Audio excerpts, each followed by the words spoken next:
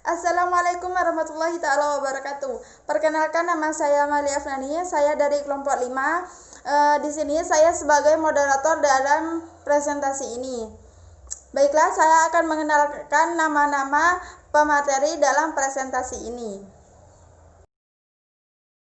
Materi yang pertama yaitu materi dinamika Pancasila yang akan dibawakan oleh Ika Nuraini dan Anis Sakinah. Dan lanjut untuk materi yang kedua yaitu materi tantangan Pancasila yang akan dibawakan oleh Arisma Putri Awalia.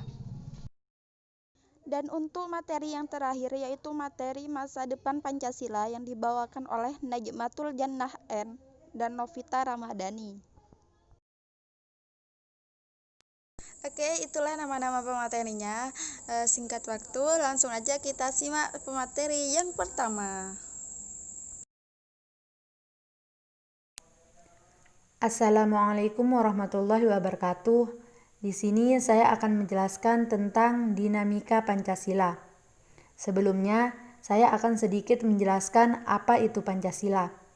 Pancasila berasal dari bahasa Sanskerta yang terdiri dari dua kata, yakni panca dan juga sila.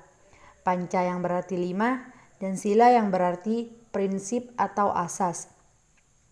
Pancasila merupakan rumusan dan pedoman kehidupan berbangsa dan bernegara bagi seluruh bangsa Indonesia. Pancasila juga merupakan ideologi dasar bagi negara Indonesia. Ideologi sendiri merupakan suatu pandangan atau sistem nilai yang menyeluruh dan juga mendalam tentang bagaimana cara yang baik secara moral dianggap benar dan juga adil. Secara garis besar, ideologi dibagi menjadi dua, yaitu ideologi tertutup dan juga terbuka. Apa sih yang dimaksud dengan ideologi tertutup dan juga ideologi terbuka? Baiklah, saya akan menjelaskan satu persatu. Ideologi tertutup merupakan ideologi yang bersifat mutlak. Dengan kata lain, bahwa ideologi tertutup merupakan ajaran atau pandangan dunia atau filsafat yang menentukan tujuan-tujuan dan norma-norma politik dan sosial yang ditasbihkan sebagai kebenaran yang tidak boleh dipersoalkan lagi, melainkan harus diterima sebagai sesuatu yang sudah jadi atau harus dipatuhi. Sedangkan ideologi terbuka merupakan ideologi yang tidak dimutlakkan. Dapat diartikan juga bahwa nilai-nilai dan cita-citanya tidak dipaksakan dari luar, melainkan digali dan diambil dari kekayaan rohani, moral dan budaya masyarakat sendiri.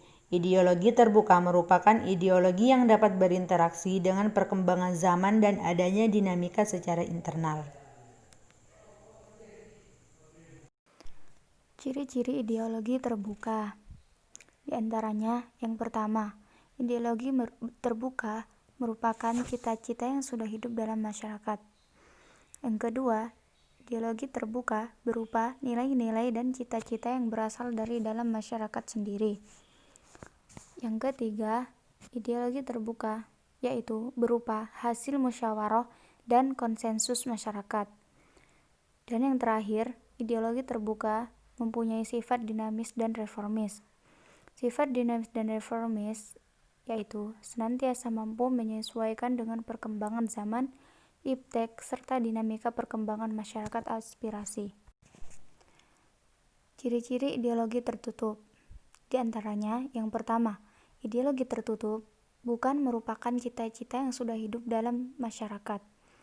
Yang kedua, ideologi tertutup bukan berupa nilai dan cita-cita. Yang ketiga, ideologi tertutup yaitu kepercayaan dan kesetiaan ideologis yang kaku. Dan yang terakhir, ideologi tertutup terdiri atas tuntutan konkret dan operasional yang diajukan secara mutlak. Oke, mungkin cukup itu penjelasan dari materi yang pertama. Langsung aja kita lanjut materi yang kedua.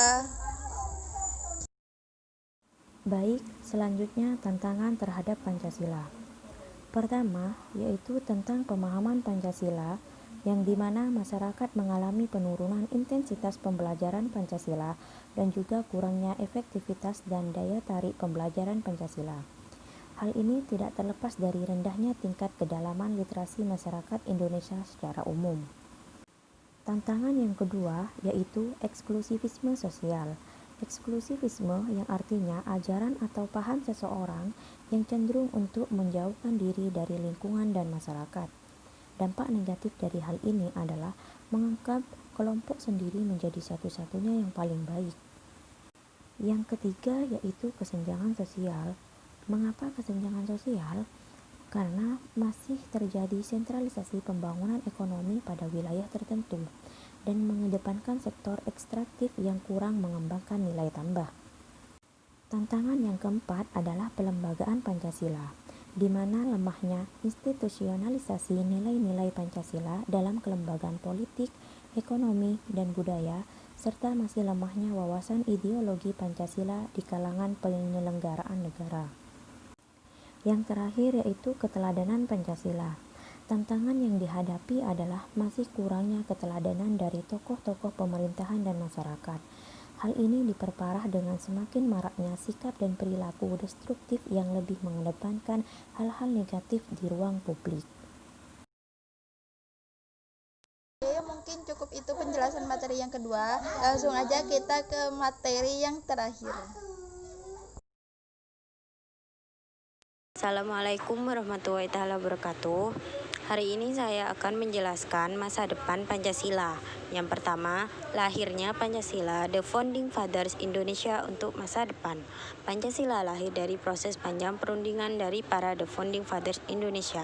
Dimulai dari pemikiran untuk menentukan dasar negara Indonesia yang netral, tidak memiliki keberpihakan antara blok barat dan blok timur yang berkembang pada saat itu. Namun yang terpenting adalah menjadi refleksi masyarakat Indonesia dalam hidup bernegara ke depannya. Assalamualaikum warahmatullahi wabarakatuh. Hari ini saya akan menjelaskan masa depan Pancasila. Yang pertama, lahirnya Pancasila, The Founding Fathers Indonesia untuk masa depan. Pancasila lahir dari proses panjang perundingan dari para The Founding Fathers Indonesia. Dimulai dari pemikiran untuk menentukan dasar negara Indonesia yang netral, tidak memiliki keberpihakan antara blok barat dan blok timur yang berkembang pada saat itu. Namun yang terpenting adalah menjadi refleksi masyarakat Indonesia dalam hidup bernegara ke depannya. Yang ketiga, pertentangan sila pertama oleh masyarakat timur. Pancasila lahir buah pemikiran dan perundingan tiga tokoh yang sifatnya saling melengkapi gagasan sebelumnya. Namun ada saja perbedaan dan pertentangan yang ada, yaitu mengenai isi sila pertama yang diprotes oleh masyarakat di bagian timur Indonesia karena merasa kurang terwakili dengan sila yang hanya merujuk pada salah satu agama saja. Namun pada akhirnya perubahan yang dilakukan berlangsung secara demokratis dan dapat diterima oleh banyak kalangan.